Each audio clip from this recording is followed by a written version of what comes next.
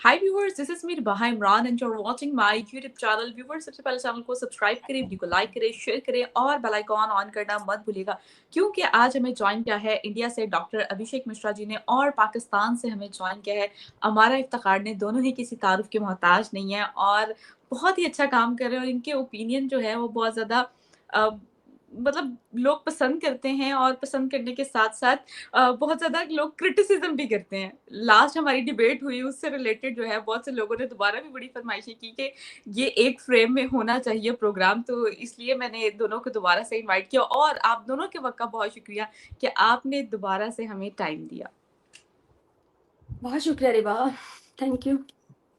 Thank you Riba ji for आपने हमें chance दिया, अपॉर्चुनिटी दी, बहुत बहुत धन्यवाद। और हमारा जी हमारी छोटी बहन की तरह है और थोड़ी बहुत चलती है भाई बहन, it's not a problem. I hope let's bygone be bygone. जी सही हो गया सर। आज हम बात करने जा रहे हैं इंडियन मदरसा एजुकेशन सिस्टम के हवाले से और पाकिस्तान से भी हम बात करेंगे पाकिस्तान के मदरसा एजुकेशन सिस्टम के हवाले से। तो इस पर आपका भी ओपिनियन लेंगे, अमारा मैम का भी ओपिनियन लेंगे। अमारा मैम पाकिस्तान के मदरसा एजुकेशन सिस्टम के हवाले से उनसे हम सवालात करेंगे और आपसे इंडियन मदरसा एजुकेशन सिस्टम के हवाले से बात करेंगे। तो आगाज़ डॉक्टर साहब आपसे करते हैं इंडियन मदरसा एजुकेशन सिस्टम के हवाले से। सर, क्या कहना चाहेंगे कि आप इंडियन मदरसा एजुकेशन सिस्टम का बैकग्राउंड और रोल कैसे देख रहे हैं और हिस्टोरिकल रोल क्या है इंडिया का मदरसा एजुकेशन सिस्टम का, आप इस पर क्या राय रखते हैं? देखिए, तो बड़ी जाती होगी आपकी कि दो खवातीन हैं, आपने पहले हमें अपॉर्चुनिटी दिया, तो आप, मैं कहूँगा आप हमारा जी से पहले बुलवा लें, फिर मैं बोल दूंगा। भाई she is a female, I guess, and ladies first should be an uncompromised rule. तो आप सर, हम उनसे पहले आपको का बहुत ख्याल रखते हैं, इसलिए मैं आपका ओपिनियन सर आप बात कर लें। इट्स नॉट लाइक के पास्ट की या कोई डेफिनेटली जो आपके आसपास के माहौल है या लोग जो हैं वो इतनी ठोस और इतनी वो कोई पुरमगज किस्म की गुफ्तगू नहीं, वो जो सच और हकाइक होते हैं वो सुनना चाह रहे होते हैं। जो अपने आसपास आप जो देखा और आपने अब तक जो देख रहे हैं, आप थोड़ा बहुत वो बयान कर दें, उसके अलावा मैं बात कर लूंगी अपने वाली साइड की। ठीक है, तो if it's fine with both the women then I'm comfortable. So देखिए, ऐसा है ना कि मदरसा education, convent education, gurukul education, सारे एजुकेशन है ना। Content of the education matter करना चाहिए कि आप एजुकेट क्या करना चाहते हो। बहुत सारे स्वीपिंग स्टेटमेंट्स आते हैं कि एजुकेशन प्रॉब्लम है, एजुकेशन की वजह से ये नहीं होती। मैं इसको नहीं मानता। पॉइंट है कि आप एजुकेशन में क्या दे रहे हो, what is the content, what is the goal, आप क्यों पढ़ा रहे हो या क्यों लिखा रहे हो। एजुकेशन और इंडोक्ट्रिनेशन में क्या अंतर है, आपको ये बताना पड़ेगा ना कि किसी चीज को आदमी इंडोक्ट्रिनेशन कहता है, उसी चीज को कोई आदमी एजुकेशन कहता है। तो द पॉइंट इज कि आज की जो ह्यूमैनिटी है, मानवता है, इंसानियत है, उसमें मेन जो जो एजुकेशन का कंटेंट है, multiculturalism, acceptance for each other's culture, beliefs, faith, scientific temper, questioning. This is the ये इससे आपके एजुकेशन के कंटेंट का निर्माण होता है। ठीक है ना, ये चीजें हैं। अगर आपके एजुकेशन के कंटेंट में, आप उसको एजुकेशन कहेंगे। बाकी कुछ जिसको आप दीनी शिक्षा कहती हैं, रिलीजियस एजुकेशन कहते हैं, वो जरूरी होती हैं। मुझे लगता है कि उनको भी कॉम्प्रोमाइज नहीं करना चाहिए, क्योंकि आपके कल्चर में कुछ चीजें होती हैं जो जिसके लिए आपको इस तरीके के जो महानुभव होते हैं उनकी आवश्यकता होती है। शादी कराना है तो आपको काजी की तो जरूरत पड़ेगी। आप मदरसा को बंद कर देंगे तो काजी कहाँ से आएंगे। सिमिलरली आपको नमाज पढ़ाना है तो आपको वो चाहेंगे। उसी तरीके से हमारे यहाँ भी अगर आपको गृह प्रवेश कराना है तो पंडित जी चाहिए और दूसरी चीजें चाहिए। तो उस हद तक तो होना चाहिए फॉर आपकी सोसाइटी में बैलेंस होना चाहिए, scientific temper versus religious education का। और उनका रोल बहुत लिमिटेड होना चाहिए सोसाइटी में। जैसा मैंने आपको बता दिया, कुछ लिमिटेड ट्रांजैक्शंस होती हैं जहां तक उसको लिमिट करना चाहिए। बाकी मैं भारत में मदरसा एजुकेशन के बारे में कुछ जानता ही नहीं हूँ, क्योंकि मैं तो सरकारी स्कूल में पढ़ा। तो हमारा स्कूल साइंटिफिक था, तो हमने physics, chemistry, maths, social science और हिंदी यही पढ़ा हमने पूरे 1 to 10। तो बाकी रिलीजन का कोई पुट नहीं था। लेकिन मुझे लगता है कि भारत में बताना चाहिए, इंडिया में भी कल्चर के बारे में लोगों को बताना चाहिए कि आप कौन हैं, आप कौन नहीं है। इसकी जानकारी बहुत आवश्यक होती है। बट ओवरऑल किसी को मैं विलीफाई करना नहीं चाहता। आपकी सोसाइटी है, आप डिटरमाइन करेंगे कि कंटेंट ऑफ एजुकेशन क्या चाहते हैं। वरना मैं इस चीज़ का बहुत बड़ा फैन नहीं हूँ कि एजुकेशन नहीं है इसलिए बहुत से लोग एजुकेटेड होते हैं, उसके बाद जो वो पाथ चूज करते हैं वो डिस्ट्रक्टिव हो जाता है, क्योंकि उनके एजुकेशन के बाद में उनको समझ में आता है कि this is the right path. तो आप एजुकेशन का कंटेंट क्या है इस पे फोकस करना ज़्यादा जरूरी है, रादर देन कि जो उसकी प्रोसीजरल रिक्वायरमेंट है कि हम कुछ पढ़ा रहे हैं। ये इंपॉर्टेंट नहीं है हम क्या पढ़ा रहे हैं, ये बहुत आवश्यक होता है। जी, थैंक यू। हमारा मैम पाकिस्तान के हवाले से बात करेंगे, पाकिस्तान के मदरसा एजुकेशन सिस्टम के हवाले से, तो आप क्या ओपिनियन रखती हैं कि हिस्टोरिकल रोल क्या है पाकिस्तान के मदरसा एजुकेशन सिस्टम का? अच्छा देखें तो एक जो मुल्क बना हो नया 70 साल हुए हों 75 साल हुए हों, उसका कोई इतना बड़ा हिस्टोरिकली हम उसके लिए बात नहीं कर सकते या क्लेम नहीं कर सकते कि हिस्टोरिकल रोल, लेकिन जितना ये आप बता रही हैं उस हिसाब से तो पाकिस्तान बनने में मदरसा जामिया उलूम जो है और जो कुछ मौलाना हजरात हैं उनकी कायदे आज़म के साथ शमूलियत और फिर उसके बारे में कुछ मदारस का इख्तलाफ ये वो मंजर-ए-आम पर है। लेकिन आप बात कर रही हैं कि पाकिस्तान बनने के बाद से लेकर अब तक उनका तारीखी क्या किरदार रहा है, तो उसके लिए आप ये समझ सकते हैं कि पाकिस्तान में मदारिस का तो डायरेक्टली आप उसकी कोई तारीखी किरदार नहीं रहा, लेकिन मुख्तलिफ मकतबा फ़िक्र के अलग-अलग तरह के मदारिस हैं। हमारे यहाँ आप जानते हैं कि मज़हब के कई फ़िरके हैं, शिया फ़िरका, सुन्नी फ़िरका, मदरसा जो अलग होगा, शिया का अलग होगा, उसके अलावा देवबंदी का अलग होगा और बरेलवी का अलग होगा, अहले सुन्नत और जमात का अलग होगा और ये सारे मदारिस जो होते हैं ये कोएग्ज़िस्ट नहीं कर सकते। इसके अलावा जो मौलाना हज़रात होते हैं वो हमारी हुकूमतों पे या हमारे कल्चर पर वो यकीनन जो है वो असरअंदाज़ होते हैं। थ्रू अपने वो जो आप बयान करते हैं या वो इतने जो बच्चे हज़ारों की तादाद में उनके पास आ रहे होते हैं, वो ज़हन साज़ी कर रहे होते हैं, तो यकीनन उनका एक बड़ा वाइटल किरदार है, लेकिन वो वाइटल किरदार सामने नहीं आता। उसके बाद रहा कि उसका तारीख़ी किरदार क्या है, तो तारीख़ी किरदार में जब आप देख लें तारीख में अगर आप उसका ढूँढना चाहते हैं तो रशिया जब अफ़गानिस्तान में आया तो उस वक़्त जो मदारिस का किरदार है हमारे यहाँ, हमारे हुकूमतों ने ज़रूरी समझा कि मदारिस के काम को आगे बढ़ाया जाए, जहाद के नाम पर मदारिस से बच्चे भेजे जाएँ क्योंकि मदारिस में पढ़ने वाले बच्चे वो होते हैं, जो 5 साल से दाखिल करवाए जाते हैं और उसके बाद उनकी तालीम का जो एक लंबा सिलसिला होता है, उस पे हम अलग से बात कर सकते हैं। तो उनकी ज़हन-साज़ी ऐसी की गई कि जो जिहाद के नाम पर अफ़गानिस्तान में भी जाकर जंग करने वाले थे, वो बच्चे भी तकरीबन 95% जो हैं, वो मदारिस से गए थे और अगर मदारिस से गए थे, तो फिर उसका तो आप खुद अंदाज़ा कर लें कि वो वालिदैन की ज़हन-साज़ी और फिर उस बच्चे की ज़हन-साज़ी करने में उस मदरसे, उस फ़िरके और उस मौलाना साहब का भी तो हाथ था, जो उनको तालीम दे रहे थे। अब वो कौन-सी तालीम दे रहे थे? यकीनन वो तालीम तो वो जो तालीम का असल तरीका है वो तो यही है ना कि सवाल करना या हम अंगी पैदा पैदा करना 2 लोगों 2 जो सोसाइटी में रहने वाले लोगों के साथ आपस में या फिर अपने जो बिलीव्स हैं उनको आप दूसरे तक पहुँचाना। लेकिन इन्हीं के ज़रिए कई आप डिस्ट्रक्टिव भी काम ले सकते हैं अपने जिहाद के नाम पर। अगर आप कश्मीर में आपने अपने मुजाहिदीन भेजे तो आपने इन्हीं मदारिस में से भेजे। और अगर आपने अफ़गानिस्तान पे भेजे तो वो इन्हीं मदारिस में से भेजे। तो आप कुरान पाक तो पढ़ें तो आपको अमन का दर्स देता है। हम तो अपना मज़हब घर में जब हमें पढ़ाया गया या जो हम जहाँ से हमने पढ़ा, तो हमें तो अमन मिला, हमें तो भाईचारा मिला कि एक इंसान का कत्ल सारी इंसानियत का कत्ल है, बेगुनाह इंसान का कत्ल। इंसाफ़ ही इंसाफ़ मिला। लेकिन जिस तरह से उन बच्चों को पढ़ाया गया फिर वो तो फिर उनके कायदे पर करता है डिपेंड कि उनको किस तरह से समझाया गया और पढ़ाया गया कि फिर इतने ज़्यादा ज़हन-साज़ी की गई। तो मदारिस का मेरे ख़्याल में पाकिस्तान में बहुत बड़ा रोल रहा है। उसके बाद अगर आते हैं तो उससे थोड़ा-सा आगे चले आएँ तो लाल मस्जिद में जो बच्चों की तरबियत हो रही थी, अस्करी तरबियत भी साथ ही करते हैं, असरी तरबियत के साथ-साथ। तालीम के साथ-साथ जहाद की भी तैयारी करवाई जाती है जो कि कहीं भी दुनिया में और आप नहीं देखेंगे, ना आप किसी और मुल्क में ऐसा देखेंगे।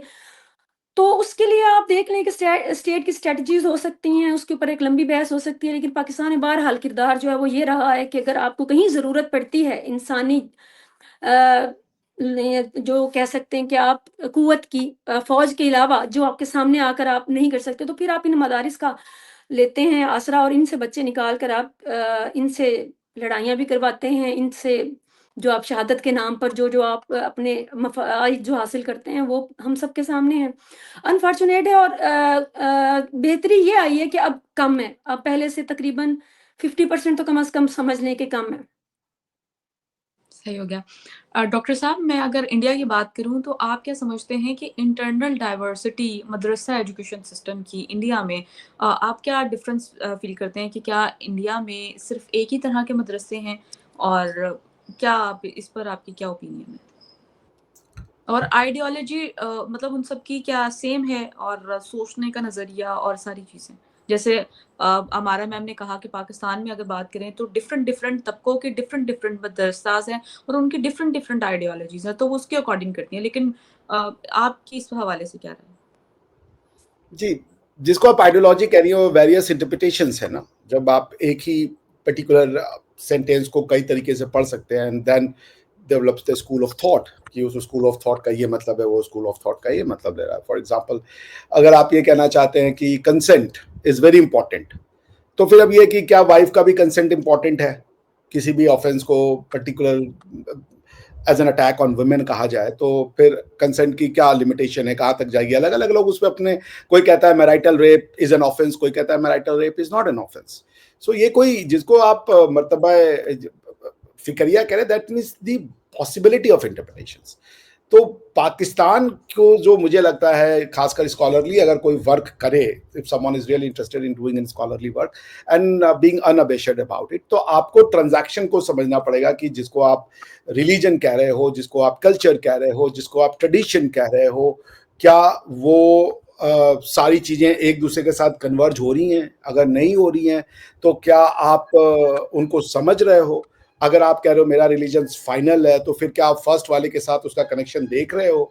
उन फर्स्ट के बीच में जो इंटरमीडियरी कनेक्शन आ रहे हैं उनको आप समझ रहे हो?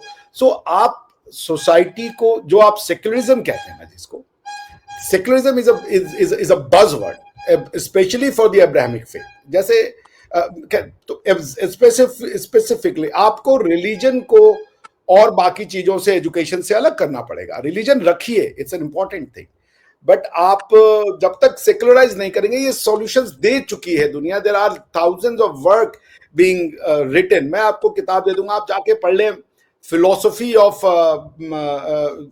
मैं अभी आपके साथ शेयर करता हूँ, और अगर आपके यहाँ कोई इंटरेस्टेड है, आप लोग पढ़ें उस किताब को। That's not something which is the story of philosophy. ये एक किताब है, आप इसको पढ़ें, किसी वेस्ट वाले ने लिखी है, by Will Durant. It's a very good book, ठीक है ना। आप इसमें पढ़े, क्योंकि ये जो आप जिस समस्या से जूझ रही हैं, जैसे किसी, जैसे एक बार, एक मिनट आप तब तक हमारा जी से कंटिन्यू कीजिए, मैं जरा आता हूँ, एक मिनट। Sure sir. अच्छा हमारे मैम, आपसे अगर हम मतलब मदरसा एजुकेशन सिस्टम के हवाले से अगर बात करें तो आपने मतलब मॉडर्नाइजेशन की तरफ भी मदरसा एजुकेशन सिस्टम गए, ठीक है? तो उससे क्या सोसाइटी पर इफ़ेक्ट हुआ? और आपको लगता है कि वाक़ई ही मदरसा एजुकेशन में कोई मॉडर्नाइजेशन आई है?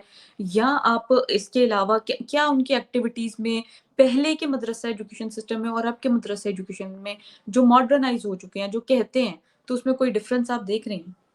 कौन से मॉडर्नाइज हुए हैं रिबा? आपके इल्म में है कोई? एक मदरसा तो है मेरे इल्म में, मेरे ख्याल में जामिया अशफिया है, ये जो उसके जिसमें साइंस भी पढ़ाई जाती है, उसके अलावा को मेरे इल्म में तो नहीं। अगर आपके इल्म में है तो मुझे ज़रूर बता दीजिएगा, मेरी कम इल्मी सही। तो मदारिस तो है, पिछले कई सौ सालों की तर्ज पे ही चले आ रहे हैं। उसमें तो कोई तब्दीली नहीं है, उसमें तो वैसे ही राइज हैं, जो भी उनके पहले से जो निसाब पढ़ाया जाता है। हाँ, आप ये कह सकते हैं कि मुशर्रफ दौर में उसमें कुछ जो है बाकी तालीमी निज़ाम पाकिस्तान का जो निसाब है वो शामिल किया गया था, जो कि यूँ समझ लें कि आप एक किताबी कार्रवाई होती है और उसमें वो बच्चा जो है वो पढ़े ना पढ़े, मदारिस ने खुद नंबर देने होते हैं, तो वो तकरीबन नहीं पढ़ाया जाता। और बाकी सब्जेक्ट्स जैसे अंग्रेज़ी हो गई, रियाज़ी हो गए, मुतालिया पाकिस्तान हो गए, इस तरह के बाकी सब्जेक्ट्स की मैं बात कर रही हूँ जो कि नहीं पढ़ाए जाते मदारिस में। जो मदारिस का निज़ाम तालीम है, वो मुनहसर करता है कि वो किस मकतबा फ़िक्र का मदरसा है। वो जिस मकतबा फ़िक्र का मदरसा होगा, जिस सेक्ट का मदरसा होगा, उनके रिलेटेड जो उनके बड़ों की किताबें होंगी, कुरान और अहादीस के अलावा उसमें वो शामिल की जाएँगी, निसाब में उसके ज़रिए तालीम दी जाएगी। और फिर वो तबका या वो फ़िरका क्या किस मामले में सोच रखता है, तारीख़ के किस मामले में, जैसे शिया हज़रात हैं, मुहर्रम के मामले में उनकी जो राय है वो मुकम्मल मुख्तलिफ है। तो उनके लिए जो बच्चे फ़ारिग तहसील होते हैं, उनकी जो नज़रिया है या जो उनकी सोच है वो एक बरेलवी या देवबंदी मदारिस से फ़ारिग हुए बच्चे, फ़ारिगुल तहसील बच्चे जो होते हैं उसकी नुक्ता नज़र से कतई मुकम्मल मुख्तलिफ होगी, हालांकि वाकया एक ही की बात हो रही होगी। सो इसलिए ये कहना, तो अगर आप उसको चाहते हैं कि जैसे पाकिस्तान की तालीम का निज़ाम एक है जिसमें वो किताबें पढ़ाई जाती हैं, वो अगर आप ऐसा समझ रही हैं तो ऐसा कोई निज़ाम नहीं है अभी तक पाकिस्तान में। पाकिस्तान के हर मदारिस में कुरान और हदीस के अलावा इंटरप्रिटेशन जैसे बेसिक चीज़ तो इंटरप्रिटेशन है कि आप उसमें से समझा क्या रहे हैं अपने बच्चों को, वो हर मदरसे की अलग है। चाहे वो मेरे मोहल्ले में कोई मदरसा है, चाहे वो आपके शहर में, वो जहाँ भी है, वो जिस फ़िरके का है, वो उसको उस हिसाब से इंटरप्रेट करके बताया जाएगी अहादीस और कुरान और उसके अलावा इखलाकियात भी। तो इसके साथ फिर वो उसका मेल नहीं हो पाता कि आप कहें कि आप मदारिस से निकले हुए बच्चे भी सारे एक जैसे होते हैं। निसाब जो वो पढ़ते हैं वो मुख्तलिफ होता है, कुरान और हदीस मुकम्मल एक जैसे ही होते हैं, लेकिन उनकी इंटरप्रिटेशन जो है वो मुकम्मल मुख्तलिफ होती है। सो इसलिए और उसके अलावा उनकी जो अपने-अपने बुज़ुर्गों की किताबें होती हैं, वो उनके निसाब में शामिल होती हैं। बाकी मैंने आपको बता दिया कि जो पाकिस्तान का इक्का-दुक्का जो उसमें निसाब शामिल किया गया था, पाकिस्तान के तालीमी निसाब का, तो वो भी उसका भी नहीं पढ़ाया जाता। तो बहरहाल उसका आउटपुट कोई नहीं है। एक मदरसे से फ़ारिगुत तहसील जो एक बच्चा फ्री होता है और वो मुफ्ती बनता है, तो उसके बाद आगे जॉब्स क्या-क्या क्रिएट की गई हैं पाकिस्तान में, ये इसके बारे में ये एक बड़ी लंबी डिबेट है। वो बच्चा जो है वो किस कदर काबिल हो सकता है और क्या उसको कोई साइंसी वर्क या उसको कोई और मेहनत का काम या उसको कोई भी मुशक्कत का काम, कोई भी हुनर सिखाया जाता है। वैसे तो देखें तो हज़ारों और लाखों जो बच्चे हैं यूनिवर्सिटी से निकल के भी ऐसे ही धक्के खा रहे हैं, लेकिन स्टिल मदारिस से निकले हुए बच्चे भी इसी तरह से ही गैर मुफ़ीद साबित होते हैं। जब तक उनको किसी न किसी आप उसमें हुनर में नहीं करेंगे, कि जब तक उनके लिए आप जॉब्स नहीं बनाएँगे, जब तक आप उनको फाइनेंशियली इंडिपेंडेंट करने के आगे जो है वो प्रोजेक्ट्स नहीं बनाएँगे, तब तक तो मदारिस आप किस तरह से ही काम करेंगे। और मदारिस और स्कूल मैं ज़्यादा कोई इतना फ़र्क भी नहीं समझती पाकिस्तान के, क्योंकि पाकिस्तान के स्कूलों में भी तकरीबन मदारिस वाला ही निज़ाम है। क्योंकि जहाँ साइंस आपको साइंस पढ़ाई जाती है, वहाँ पे साथ बताया जाता है कि इसे साइंस कहती है, हमारा मज़हब नहीं कहता। साथ-साथ आपके हर सब्जेक्ट में, चाहे वो रियाज़ी है, चाहे वो मुताले पाकिस्तान है, चाहे वो उर्दू है, चाहे वो अंग्रेज़ी है, आपके हर सब्जेक्ट में इस्लामियात मतलब आपके दीनी तालीम बीच में रखी गई है। सो इतना कोई ख़ास फ़र्क नहीं है, फ़र्क ये होता है कि स्कूल के बच्चे जो हैं दोपहर को घर आ जाते हैं, जो किसी में हॉस्टल में नहीं रहते, जो मदारिस के अक्सर बच्चे होते हैं, वो वहाँ पर हॉस्टलाइज़्ड होते हैं। जिसकी वजह से और भी कई मसाइल जन्म लेते हैं। लेकिन ख़ैर ज़्यादातर तादाद उन बच्चों की होती है जो गरीब बच्चे होते हैं, गरीब वालिदैन के होते हैं, जिनके लिए वो रोज़ी-रोटी नहीं कमा सकते, 2 वक़्त की रोटी, तो वो उनको मदारिस में भेज देते हैं ताकि उनको मुफ़्त में तालीम मिले। तो बाकी निज़ाम तकरीबन एक जैसा ही है, वहाँ के मौलाना और यहाँ के उस्ताद जो हैं, इनका माइंडसेट भी तकरीबन एक जैसा होता है, हमारे स्कूलों के असातिज़ा का और मदारिस के। और अल्हम्दुलिल्लाह तालीम का मयार भी तकरीबन एक जैसा होता है, और सबसे बड़ी और अहम बात ये है कि हमारे स्कूलों और मदारिस में किसी भी जगह पे सवाल करने की इजाज़त नहीं है। सवाल को गुस्ताखी समझा जाता है, सो मैं इतना कोई ख़ास फ़र्क नहीं देखती। तो दोनों जगह पे तकरीबन सेम है वक़्त का बस। डॉक्टर साहब, आप क्या कहना चाहेंगे कि मदरसा एजुकेशन जब से मतलब इंडिया में आपको लगता है कि कोई मॉडर्नाइज़ेशन की तरफ आई है उनका, यानी कि रिफ़ॉर्म हम सोसाइटी में देखते आए हैं मदरसा एजुकेशन की वजह से, क्या कहेंगे आप? बहुत बहुत टफ क्वेश्चन पूछ रही हैं आप। I don't know whether this is the right platform to speak about it, लेकिन क्वेश्चन आपका बहुत, आप रिफॉर्म किसको कह रही हैं, कहाँ रिफॉर्म करना चाहती हैं आप, किसका रिफॉर्म करना चाहती हैं आप? जो मनुष्य है वो तो, जो इंसान है वो तो बनाया जाता है ना, हम आप पैदा होते हैं, we are blank slate and then you fill in the blank, right, कि ये है, और आप उस तरीके से सोचते हो, हम इस तरीके से सोचते हैं। तो आप रिफॉर्म कहाँ पे चाहती हैं, at the point of the blank slate, या एट द पॉइंट ऑफ कि जो बंदा ब्लैंक स्लेट में फिल कर रहा है वो, या वहां पे कि वो क्या फिल कर रहा है उस पे? बहुत सारे क्वेश्चंस हैं जो आपको अपनी सोसाइटी में, because I am an outsider, though I am not an outsider, हम मेरे दृष्टिकोण से जो मेरी अंडरस्टैंडिंग है, आप मेरा ही खून का पार्ट है, मेरे ही डीएनए का पार्ट है आप। तो पर ठीक है, अब we have parted our ways, तो अब आपको अपने अंदर से ये क्वेश्चन पूछना पड़ेगा, कुछ टफ क्वेश्चंस आपको पूछने पड़ेंगे, कुछ बेसिक क्वेश्चन पूछने पड़ेंगे और उसके बाद आप उसका आंसर देंगी। और मेरे ख्याल से अगर आप MBS साहब हैं, मोहम्मद बिन सलमान साहब, जो कि अभी क्राउन प्रिंस हैं सऊदी अरेबिया के, I guess that man is very visionary man. बहुत ही मैं प्रभावित हुआ हूं उनकी जो लीडरशिप है और जो वो करेज दिखा रहे हैं और जिस तरीके की वो बातें कर रहे हैं। आई गेस आपको मोहम्मद बिन सलमान साहब का हाथ जो है वो मजबूत करना चाहिए, because the man has vision, the man knows what to do, और उनको ये पता है इसको कैसे करना है। इंडिया की तरफ आप जाएंगे तो वो आपको ये लगेगा कि अच्छा, एक चूंकि एक बना दिया जा चुका है कि ये तो दूसरे लोग हैं, ये सही नहीं है। तो मेरे ख्याल से आपको वहां से नजर मिलेगी reformation is a very very strong word. आपको पॉलिसी लेवल पे जाना पड़ेगा, माइक्रो लेवल पे जाना पड़ेगा कि क्या रिफॉर्म करना चाहती है। बंदे रिफॉर्म नहीं होते, बंदे इंडिया का बंदा कुछ सोचता है, पंजाब का बंदा कुछ सोचता है। हमारे यहाँ पे बच्चा चेस वर्ल्ड चैंपियनशिप जीत रहा है। अभी कल इसरो को best space agency of the world का अवार्ड मिला, जर्मनी में बड़ी तारीफें की गई। अब आपको चूज करना है कि क्या आप कभी इंडिया से एस सोमनाथ साहब को एज ए स्टेट गेस्ट बुलाएंगे। आपके पास चॉइस होगी ना, आप किसको बुलाना चाहते हो इंडिया से। आप एस सोमनाथ साहब को बुला सकते हो, पर क्या आप उनसे कनेक्ट कर पाओगे कि ये भी हमारा ही पार्ट है, ये भी हम इनसे ये हमारी सोसाइटी को कुछ बता सकते हैं। तो बहुत फंडामेंटल्स क्वेश्चन पूछ रहे हैं, बहुत मासूम क्वेश्चन है, मगर इसके आंसर्स बड़े डीप है। और सबसे अच्छी बात यह है कि इनके आंसर्स आ चुके हैं। मैं आपको थाउजेंड्स ऑफ बुक दे सकता हूं जो इसी मर्तबा फिक्रिया, अगर मैं गलत नहीं हूं, मेरी उर्दू गलत नहीं है, इसी मर्तबा फिक्रिया के लोगों ने लिखा, क्योंकि वो सोल्यूशन और प्रॉब्लम को समझ चुके थे, उन्होंने उसका सोल्यूशन दिया और आज उनका समाज एक बेहतरीन समाज जो है वो बन चुका है। आप यूरोप को ले लें, और मोहम्मद बिन सलमान साहब का कुछ 1 साल पहले का स्टेटमेंट है, जब उन्होंने कहा कि मेरे पास इतना समय नहीं है कि मैं 20 साल 25 साल वेट करूं, मैं 5 साल में सऊदी अरेबिया को रेनेसांस ला के दिखाऊंगा। 5 साल में बोले next Europe will be in Arabia. And when he says Arabia, he says not only Saudi Arabia, he says Jordan, Egypt, Bahrain, Kuwait, जो भी और कंट्रीज हैं, UAE, इन सारों का नाम उन्होंने लिया कि हम यहाँ पे रेनेसांस लाएंगे। तो व्हाट इज रेनेसांस, वो किसकी बात कर रहे हैं। Renaissance is a term of art जी। तो ये एक स्पेसिफिक मीनिंग है रेनेसांस की, it's not a loose end word कि आप कुछ भी सेंस में इसको यूज कर देंगी। तो आप मोर देन इंडिया, आप सऊदी अरेबिया से सीखें।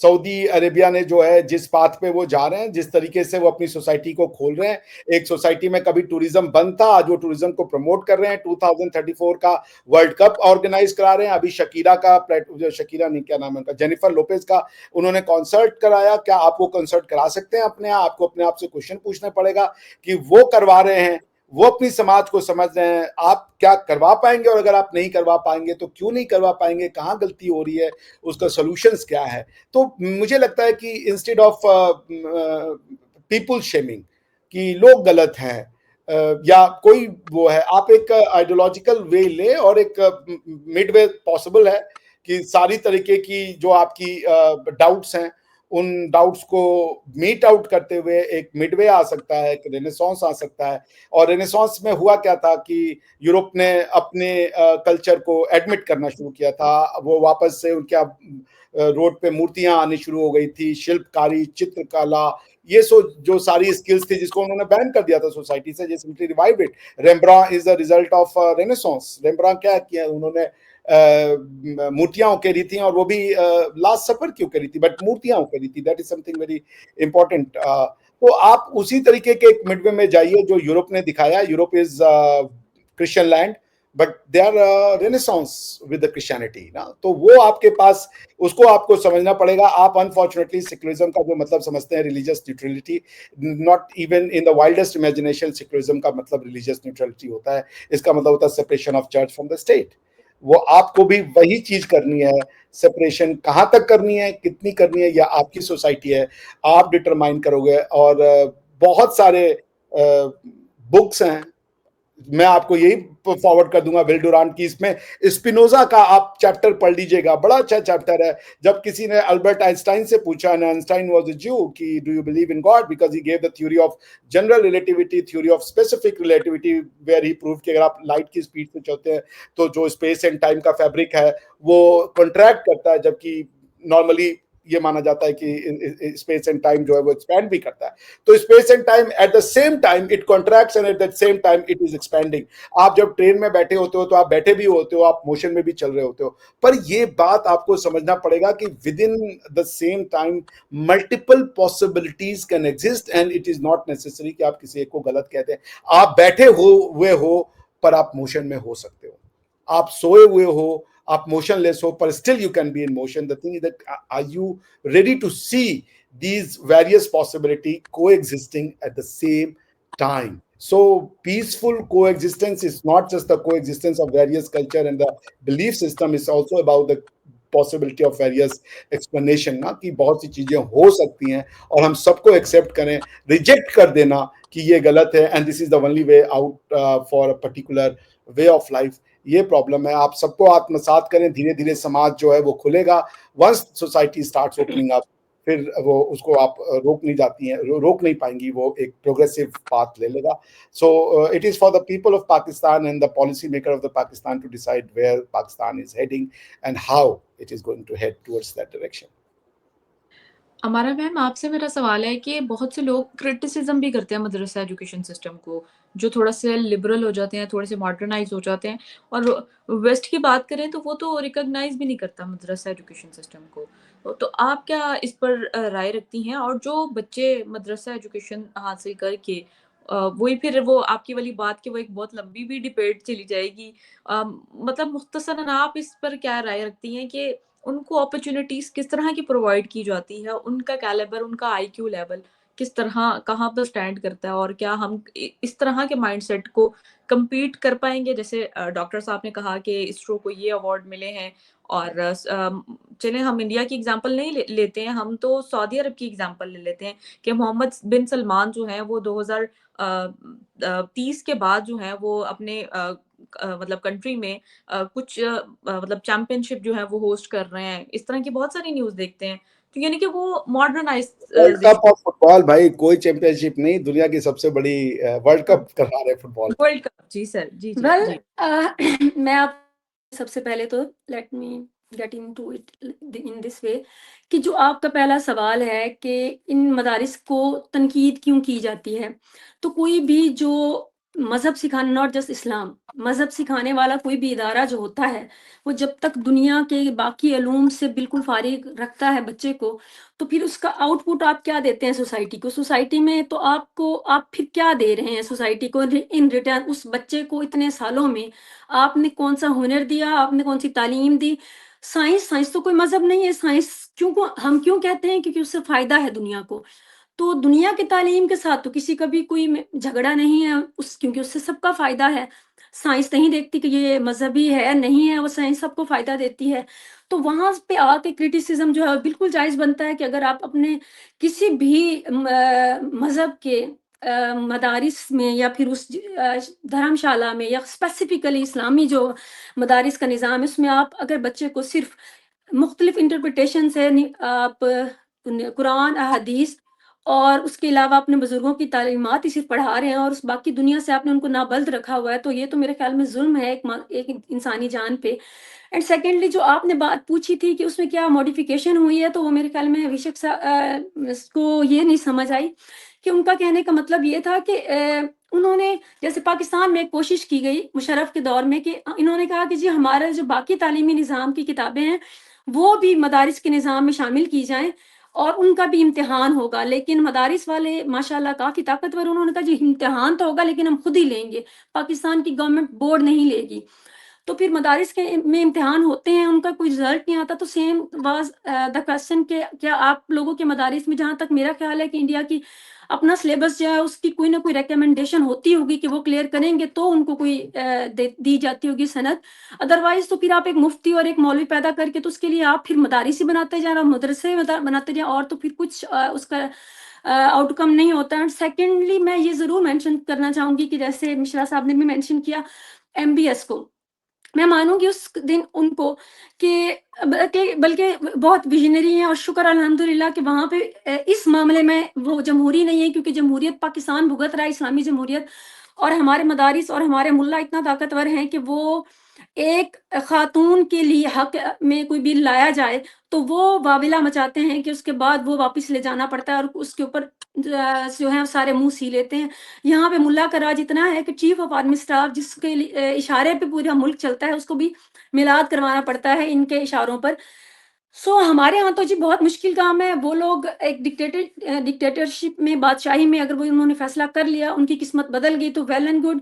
लेकिन फिर भी मैं ये समझूंगी कि देखूंगी वो वक्त आएगा कि सऊदिया या फिर अरब जैसे ममालिक में भी एक वक्त में कम से कम 4 शादियां ना हो या 5 शादियां ना हो, जो कि बेसिक इंसानी जो है वो, मैं उसको काफ़ी उसको मैं तकलीफ दे अमर समझती हूँ। और मैं इंडिया के लिए भी ये सवाल रखती हूँ कि बीइंग अ सेकुलर कंट्री, हम तो एक इस्लामी जमहूरी मुल्क हैं, जो कि मैं इसको इसके ऊपर एक बहुत लंबी डिबेट है जो जिसको मैं बिल्कुल ही किसी और वक्त के लिए रखना चाहती हूँ। हमें तो किसी भी चीज़ की आज़ादी नहीं है सवाल करने की, सोचने की, क्योंकि हम तो बहुत ही एक रिजिड किस्म के और हम पे तो फतवे लगते हैं। लेकिन देखा जाए तो मुख्तलिफ मज़ाहिब में होते हुए भी यूरोप तो आपको इजाज़त नहीं देता कि आप एक वक्त में 3 शादियाँ रखें, 2 शादियाँ रखें।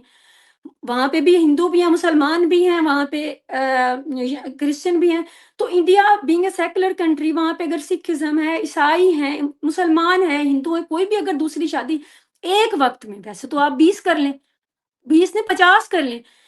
तो मैं हैरान हूँ and I would love to question this कि सर आप मुझे बता दें कि व्हाट इज़ द थिंग कि जो आपको रोके हुए है आपके आइन को, कि वो कम से कम अगर सेकुलर है तो ये भी कर देते कि एक वक्त में मुसलमानों को, जब यूरोप ने भी ये देखें जो सेकुलरिज्म में तो ये अलाउ नहीं होना चाहिए, फिर क्या प्रेशर है, क्या जुल्म है या क्या ताकत है कि उनको इस चीज़ पे नहीं आने दे रही। एक बुनियादी बेसिक सी चीज़ है माशरती। बिल्कुल। डॉक्टर साहब, मैं आप उन्हीं से म्यूट पूछ रही हूँ, वो मेरे ख्याल में जवाब मुझे हकीकतन नहीं पता कि क्या रीज़न है।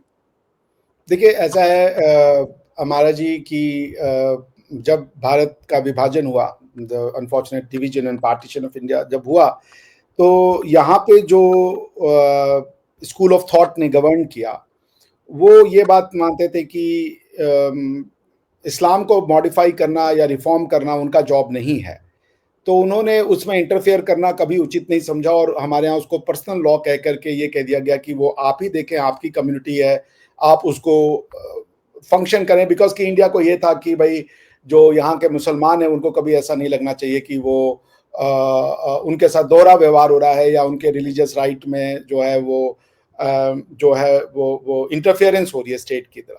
तो क्या जैसे मैं स्टिल आप आपको लोग ये फील करते हैं 80 साल होने वाले हैं, यूरोप में भी बैठे हैं मुसलमान, आपका तो एक मुल्क सेकुलर मुल्क है, हम तो मजबूर लोग हैं, तो क्या स्टिल आप लोग इतना देखें, ये कोई पर्सनल मैटर नहीं है, ये एक माशरा खराब करने वाले। आपने पिछले दिनों ही अपना एक टीवी चैनल शो ही देखा होगा जिसमें दो बीवियां लेकर एक मर्द गया हुआ था। तो it was very painful for a person like me. ठीक है जी, आपका ज़ाती मामला है, लेकिन आप ये इस तरह के कवानीन के लोग ऊपर, आप जैसे लोग ये कोई सवाल नहीं उठाते कि अगर हमारा मुल्क सेकुलर है या तो फिर इनको आप सबको मज़ाहिब को ही रहने दें, हर एक मज़हब का एक अलग कानून होगा। ज़ाती हद तक तो मज़हब पे अमल करें, लेकिन जो माशरती तौर पे आप इस तरह की कर रहे हैं, तो वो तो मेरे ख्याल। क्या मुझे एक सवाल और पूछने की इजाज़त चाहूँगी? पाकिस्तान में अनफॉर्चुनेटली बेटी का हिस्सा जो है बाप की जायदाद में मुकम्मल नहीं होता, बेटे से आधा होता है और वो आधा भी नहीं मिलता हमें। अनफॉर्चुनेटली वो भी जो लेती हैं उनके लिए। तो क्या इंडिया में भी ये है रूल कि मुसलमान को तो अगर है, तो मैं कहूँगी कि इस्लाम ने कहा है कि आप चाहे पूरी जायदाद बेटी को दे दे, रोका नहीं है। उन्होंने एक कानून बनाया यही ऐसे दे दे, ना दे सके तो चाहे पूरी दे दे, रोका नहीं है। शादी के लिए इस्लाम ने कहा है मजबूरी हो तो दूसरी कर लें, अदरवाइज इस्लाम ने कहा नहीं है कि दूसरी शादी करें। तो ये कानून तो वो कानून है जो टकराते भी नहीं है हमारे मजहब से। वो तो हमारे जैसे मजहबी मुल्क ने हमें नाको चने चबवाए हुए, तो आप जैसा मुल्क तो इंसानों वाले कवानीन ला सकता है, देन व्हाई नॉट। देखिए जिसको आप मजहब कह रही हैं हमारा जी, मजहब क्या होता है इसकी हमारे यहाँ आर्टिकल 25 में मजहब की फ्रीडम है। तो सुप्रीम कोर्ट ने व्याख्या करी कि मजहब का मतलब है कि अपने रीति रिवाजों और अपने नियमों का, रूल्स का, लॉ का फॉलो करने को मजहब कहते हैं। ठीक है ना, मजहब मतलब टू फॉलो योर लॉज। अब आप लॉज कहाँ से लाएंगी? तो लॉज का सोर्स, इस्लामिक सोर्स तो कुरान, हदीत, इज्मा और ये कियास, यही चार आपके सोर्स है। तो वो उसको ये कहते हैं कि जो हमने, अगर आप हमें हमारे मजहबी लॉज को फॉलो करने से रोकते हैं तो फिर आप हमारे मजहब में इंटरफेयर कर रहे हैं, यही यही आर्ग्यूमेंट दी जाती है। तो मजहब, the I word, agree sir, अगर आप उनको नमाज पढ़ने से रोकें, हज पे जाने से रोकें, तो वो तो इंटरफेयर, लेकिन यहाँ पर आपको नहीं लगता कि आप जैसे लोगों को सवाल उठाना चाहिए? हम तो नहीं उठा सकते, हम तो बहुत मजबूर हैं। ये दो चीजें कम अज कम, ये देखिए तो ये इस्लाम ये भी नहीं कहता ना सर। ये तो मतलब ये तो मैं उस दिन देखूंगी, एमबीएस को भी उस दिन देखूंगी कि इस्लाम ने तो इतनी सख्त हदें मुकर्रर की है दूसरी शादी की कि दूसरी शादी हो पॉसिबल ही नहीं है अगर उसको देखा जाए ये तो तो स्कूल ऑफ एमबीएस का भी थॉट है मैं ना उस हमारा जी जी। सर। आप ये कह रही हैं, आप ये कह रही हैं, वो सही कह रही हैं, मगर मैं आपसे मान लीजिए कह दूं कि मैं आपके इंटरप्रिटेशन से इसमें सर इंसानी इंसानी आता है ना कि इस हमारे खास तौर पे खवातीन के जो जायदाद के और ये शादी के, इसमें इंसानी बुनियादी हकूक आते हैं जो कि मना हमारे यहाँ नहीं है, फिर टीवी भी पे मना कर दिया जाता मौलाना, है। हमारा जी हमारे यहाँ टीवी पे मौलाना साहब आए, उन्होंने बोला कि हमें दूसरी शादी करने के लिए एग्जिस्टिंग वाइफ से पूछने की भी जरूरत नहीं है, बताने की बात तो दूर की जी रही। तो वही बोला मौलवी यूरोप जाता है तो क्या करता है वहां भी बताएं। वो मैं आपको केस बताऊं, मैं जब जर्मनी में था तो एक केस हमारे पास आया था, मतलब अलावा मेरे तो नहीं है ना सर, झूठे नहीं मोटे देखिए, या ड्रामे धोखेबाजी से सो भी रखें। नहीं उनका स्टेट विद इन स्टेट की बात आ जाती है ना, जब आप स्टेट के लॉ के ऊपर अपने आप को, आप कह रहे कि अब हमारे यहाँ क्वेश्चन पूछे कुरान बड़ा है या कॉन्स्टिट्यूशन, कहेंगे कुरान बड़ा है, तो इसका मतलब क्या है कि हम आई कुरान एग्री, लॉ, तो लेकिन वो आप लोग तो भी ना ये हिंदू मजहब है के ऊपर आपका मुल्क खड़ा है, आपका एक सेकुलर मुल्क है, आप ना सिखिज्म पे खड़ा है ना इस्लामिज्म पे खड़ा है, तो इतनी जुर्रत तो आप लोग नहीं दिखा पाए। मैं यकीन माने, मैं सोचती हूँ कि हमारे तो खैर आने वाले भी 10 नस्लें ऐसा कोई कोई चमत्कार नहीं देख पाएंगी। नहीं होगी। वो देखिए मैं फिर वो जाऊंगा कि देखिए भारत की भारत का मजहब कोई नहीं है, लेकिन भारत का एक ट्रेडिशन है, एक वैल्यू है, एक इसीलिए हिस्ट्री है, कल्चर है हमारी है, उसको हम कैसे छोड़ देंगे? लेकिन जैसे हम सऊदी सर एक अरेबिया कत्ल में, कर देगा तो फिर उसको तो आप सजा देंगे ना, तो बुनियादी इंसानी हकूक है, जायदाद आधी मिल रही है, बाकी आपके पूरे मुल्क में अब बेटियों को वही जायदाद आधी, तो उसको मैं क्या आपको मतलब। मैं आपको एक किस्सा सुनाता हूँ। ये सुप्रीम कोर्ट में केस आया, 3-4 केसेस हुए। एक लड़की थी मुस्लिम, इमराना नाम था, उसके ससुर ने उसके साथ रेप कर दिया, ठीक। अब चूंकि नॉर्मली ये लोग पुलिस में नहीं जाती, इन्होंने काजी को बुलाया। काजी साहब ने कहा कि चूंकि अब इनकी सोहबत हो गई है इनके साथ, तो ये इनकी वाइफ हो गई। Instead of sending the matter to the police, उन्होंने कहा पुलिस में जाने की जरूरत नहीं, अब चूंकि इनकी सोहबत हो गई है तो अब ये इनकी वाइफ हो गई और अपने हस्बैंड की वो मम्मी हो गई। सर अब इस उनसे तरह की पूछो, वजह का खैर चीजें तो होती रहेंगी ना जब तक स्टेट की नहीं रीट नहीं होगी, पॉइंट हमारे ये नहीं यहाँ कि तो पॉइंट स्टेट की रीट नहीं है। नहीं, मैं फैक्ट्स की उस पर नहीं जा रहा। पॉइंट ये कि जब स्टेट सुप्रीम कोर्ट के सामने मैटर आया, सुप्रीम कोर्ट ने स्टेट ऑफ इंडिया से बोला, गवर्नमेंट ऑफ इंडिया से, कि भाई क्या हो रहा है, ये आपकी क्या इनके ऊपर ये जो इस तरीके के कोर्ट्स चला रहे हैं, काजी सिस्टम चला रहे हैं, इस पे आपका क्या लेना है? क्या कहा गवर्नमेंट ऑफ इंडिया ने एफिडेविट देके? गवर्नमेंट ऑफ इंडिया ने कहा इनको चलने देना चाहिए, ये एक बहुत अच्छा तरीका है डिस्प्यूट रिजोल्यूशन का और हमारे ऊपर बर्डन कम होता है। उन्होंने इंडोर्स कर दिया, उन्होंने कहा they are like panchayat system, ये तो आर्बिट्रेशन हो रहा है, इसमें कोई यही बुराई जुल्म यही है ना कि हर हुकूमत अपना दामन बचाती है कि खैर हमारे यहाँ तो खैर रिबा हम तो आने वाली कई नस्लें भी नहीं सोच सकती। जब मेरे से मेरे बच्चे सवाल करते हैं आसपास के मम्मा या फिर हमें ऐसे, ये अल्लाह ने कहा है, मैंने कहा अल्लाह ने तो कभी मना नहीं किया पूरी जायदाद बेटी को दे दें, मतलब वो मना नहीं करता, उन्होंने एक रूल जरूर बनाया और कहीं नहीं लिखा। अच्छा तो मैम, बाकी ये है कि पाकिस्तान का कानून चेंज नहीं हो सकता, उसकी वजह ये है कि पाकिस्तान मौलवियों के डंडे के जोर पे चलता है, और पाकिस्तान में ये जो इस्लामी जमहूरिया है उसमें आप ये अयाशियां आपने देनी ही देनी है मर्दों को, अदरवाइज भाई वो आप, अब यही बात मैं एमबीएस के लिए भी कर रही हूँ कि मैं उसको भी इंसान तब मानूंगी जब वो ये आजादियां जो है मर्द हजरात से छीनेगा कि मुकम्मल जायदाद का वारिस होना, एक एक वक्त में 10 बीवियां या 5 बीवियां रखना, जब वो इन चीजों पर पाबंदी लाएगा ना, बुर्का उतार दिया, लाइसेंस दे दिया, भाई कर लो जो भी करना है, असल मुद्दे की चीज जो मेन आप इंसान के ऊपर जुल्म कर रहे हैं वो जब तक आप नहीं हटाएंगे तब तक मैं नहीं मानती कि वो भी कोई तब्दीली लाएगा। अच्छा देखिए हमारा मैम, एक मेरा सवाल आपसे भी है कि क्या आप फ्यूचर मेरे देख पे रही हैं? फतवे ना लग जाए अब। तो मैम क्या फ्यूचर देख रही हैं आप पाकिस्तान के यानी कि इन मदरसास का ओवरऑल आप क्या फ्यूचर देख रही हैं? हमेशा यूज होते रहेंगे ईंधन की तरह जंगों में, जहाँ कहीं टांग फंसानी होगी पाकिस्तान को, चाहे वो कश्मीर होगा, ईरान होगा, अफगानिस्तान होगा, या जहाँ कहीं भी। और उसके अलावा अकल, तालीम, शऊर और सोच से हमेशा दूर रखेंगे, क्योंकि जितनी आप उनको सवाल करने की आज़ादी या सोच की देंगे, वो सवाल पूछेंगे कि आप हमसे ये क्यों करवा रहे हैं ये। तो इस तरह इनमें रिफॉर्म्स कभी नहीं आएंगे। जो रिफॉर्म करने की कोशिश करेंगे उनको वो उस मसलक से, उस मजहब से निकाल दिया जाएगा। बाकी इनकी पावर जो है वो, जब तक तो पाकिस्तान बाकी है और इस्लामी जमहूरिया बाकी है, ये उनकी ताकत और पावर रहेगी। आप अंदाजा कर लें कि एक मदारिस में उनके पास कितनी ताकत होती है, बच्चों की मैन पावर कितनी होती है। तो हुकूमत तो मजबूर है, वो हम तो कोई सवाल भी नहीं कर सकते। सो मैं तो नहीं, कोई भी फ्यूचर में आने वाले किसी भी वक्त में कोई भी बेहतरी नहीं देखती। डॉक्टर साहब आपसे पॉसिबल ही नहीं है असल में। आपसे भी लास्ट सवाल है, क्या फ्यूचर देख रहे हैं आप मदरसा एजुकेशन सिस्टम का?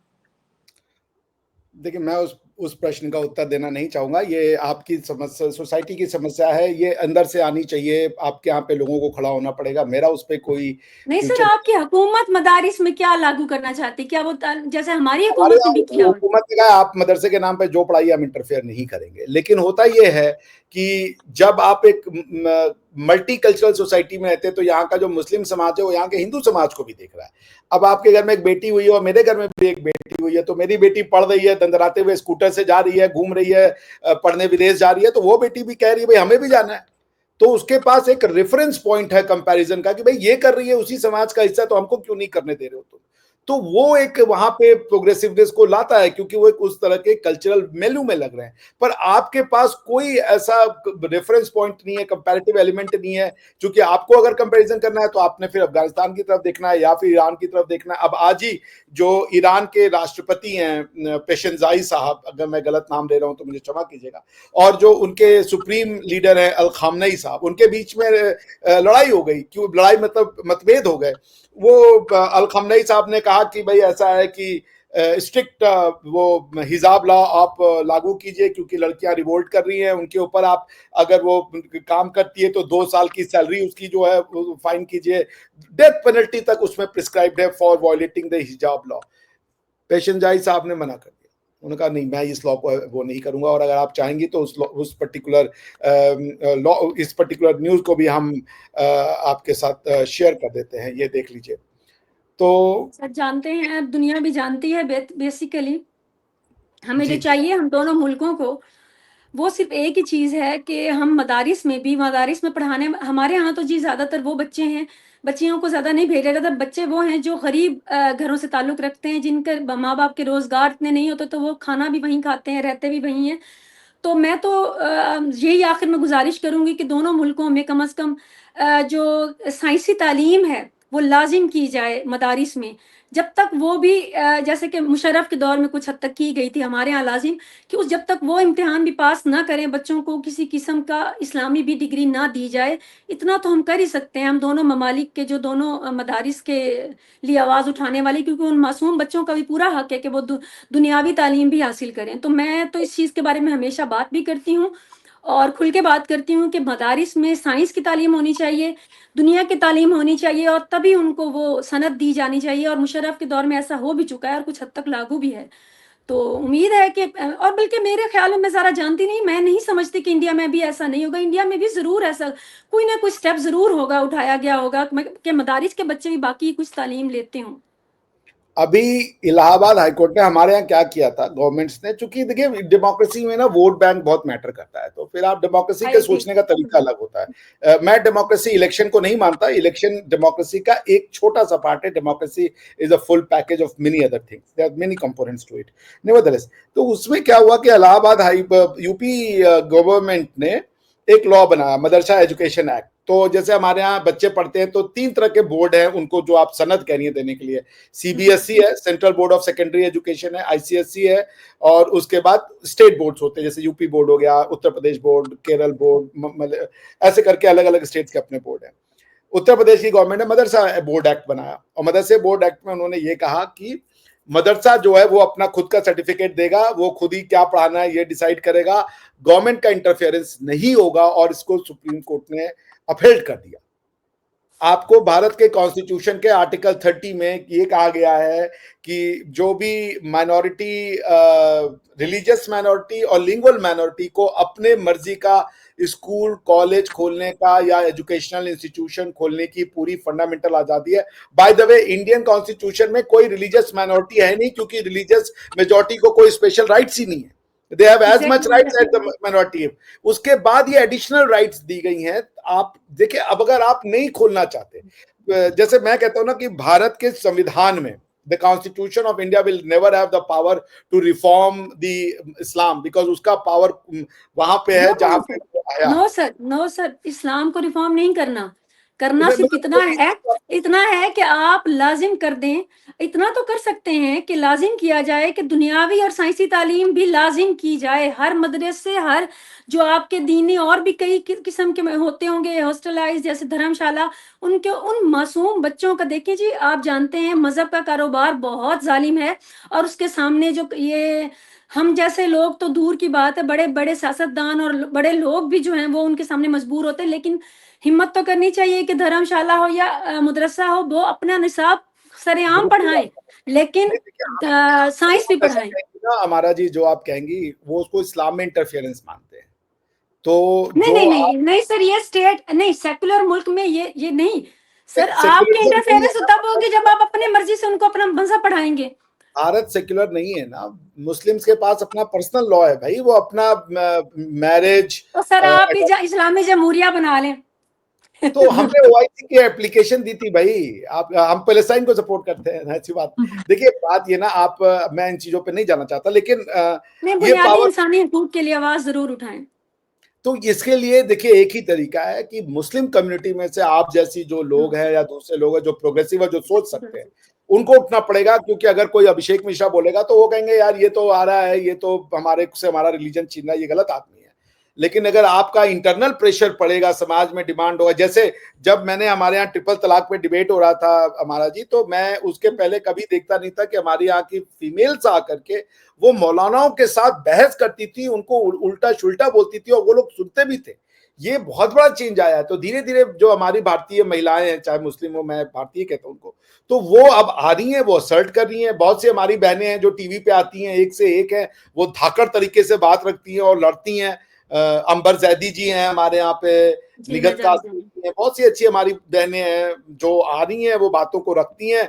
दे आर वेरी प्रोग्रेसिव। आप टीवी में देख लें, रुमाना खान जी हैं, बहुत से ऐसे करके। अभिषेक साहब, मैं चाहती हूँ कि कम से कम कुछ चीजें जो हैं, मैं तो कभी भी मैं इस चीज का हमेशा मैं सपोर्ट करती हूँ कि इंसान की कुछ बुनियादी हकूक हैं।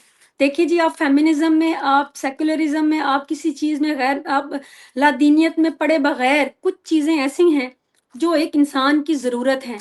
हर पैदा हुए बच्चे को दुनिया की तालीम जो है वो लाजिम है देनी। तो स्टेट को करना चाहिए। मैं तो अपने जो है अपने लिए जहाँ बात कर सकती हूँ वहाँ करती हूँ, जहाँ बात करने पे फतवे भी दिए जाते हैं, मार भी दिया जाता है, मैं स्टिल मैं बात करती हूँ कि बच्चों का पूरा हक है और उनको उसी वक्त तक डिग्री देनी चाहिए, सनद देनी चाहिए, जब तक वो हमारे दुनियावी या पाकिस्तान का तालीमी निसाब के जो सर्टन बुक्स हैं वो क्लियर ना कर लें। एंड द सेकेंड थिंग, मैं लाजमी बात करती हूँ औरत की जायदाद में हिस्से के लिए, कि मैं नहीं समझती कि इस्लाम के नाम पर आप औरतों का और बेटियों का हिस्सा खाते रहें और आप कहें कि ये जो इस्लाम ने कहा है उसके लिए भी बात की जाती है। और शादी के लिए भी मैं बात करती हूँ कि ये इससे ज्यादा माशरे में बिगाड़ और कोई चीज पैदा नहीं करती, जो एक वक्त में दो फैमिलीज का होना। आप सारी जिंदगी 50 शादियां कर लें, माशरती तौर पर कुछ चीजों के लिए आवाज उठानी चाहिए। अच्छा, ये एक ऐसी डिबेट है कि इसको अगर हम जितना भी प्रोलॉन्ग कर लेंगे, ये खत्म नहीं होने वाली, खत्म क्योंकि नहीं होगी, फतवे आ जाएंगे आप पे भी, मुझ पे भी। इसका ऑब्जेक्टिव खत्म करना नहीं है, इसका ऑब्जेक्टिव कुछ शुरू करना है। इसको खत्म करने का जरूरत ही नहीं है ना। ये तो कुछ जिसे कहते हैं थॉट प्रोसेस जगाने वाली बात है। जिस चीज को खत्म करना है वो तो बड़ा नैरो माइंडेड अप्रोच हो जाएगा। आपको इसके थ्रू चीजों को खोलना है, don't and it, just begin it. मैंने तो सुना है अभिषेक साहब कि आपके मुल्क में कई गैर मुस्लिम सिर्फ इसलिए कागजाती तौर पर कई सेलिब्रिटीज भी मुसलमान हो जाते हैं कि उनको एक वक्त में 2 बीवियां रख सकें। How pathetic is this. और मैं कहती हूँ, मैं अर्ज करती हूँ मैं रिक्वेस्ट करती हूँ इंडिया की खवातीन से कि खुदा के वास्ते कम अज कम ये एक बुनियादी हकूक की बात है, उसके लिए आवाज़ उठाएं और उसके लिए कानून के लिए आप ज़रूर रिक्वेस्ट करें कि कानून बनाए जाएं। ये जुल्म है, इस जुल्म के अलावा कुछ नहीं। नहीं ठीक है, आपकी बात सही है, और ऐसे मिसयूज होते हैं, ज्यादा भी नहीं होते, लेकिन हाँ ऐसे होते हैं लोग 2 शादियां करने के लिए अक्सर अपना रिलीजन चेंज कर लेते हैं और 2 या 3 शादियां वो करते हैं, ऐसे तो केसेस भी आए। फिर सुप्रीम कोर्ट ने इस पे बहुत टफ डिसीजन लिया। एक बहुत फेमस केस है सल्ला Mudgal versus union of India का, उसमें सुप्रीम कोर्ट ने ये कह दिया कि यदि आप शादी करने के लिए रिलीजन चेंज कर रहे हैं तो आपका पर्सनल लॉ चेंज नहीं होगा, आपकी शादी वैलिड नहीं होगी, आप जेल में जाएंगे।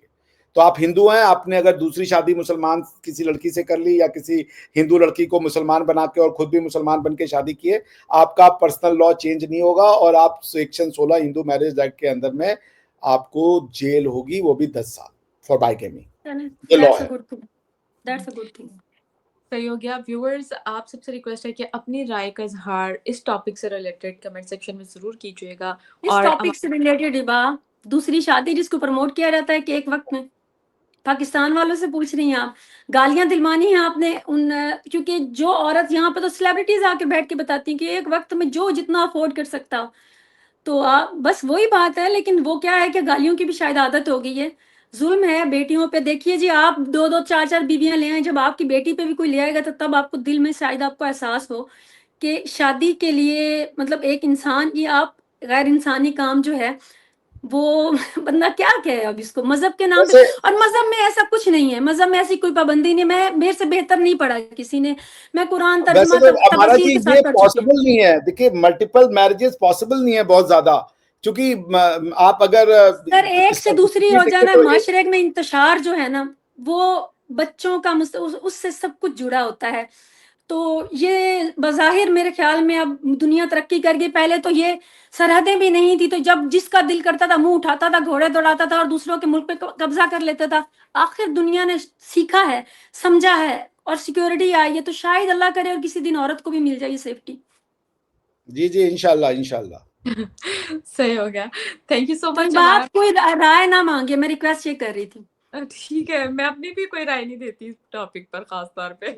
बहुत शुक्रिया हमारा मैम। डॉक्टर साहब आपका भी बहुत शुक्रिया। व्यूअर्स, चैनल को सब्सक्राइब करें, वीडियो को लाइक करें, शेयर करें, और जाते जाते आप सबसे रिक्वेस्ट है कि हमारा मैम के भी चैनल को सब्सक्राइब करें, डॉक्टर साहब के चैनल को भी सब्सक्राइब करें। आज की डिबेट के बाद नहीं। सही हो गया, फिर भी हम रिक्वेस्ट करेंगे। Thank you so much. Thank you so much. Allah Hafiz. Allah Hafiz.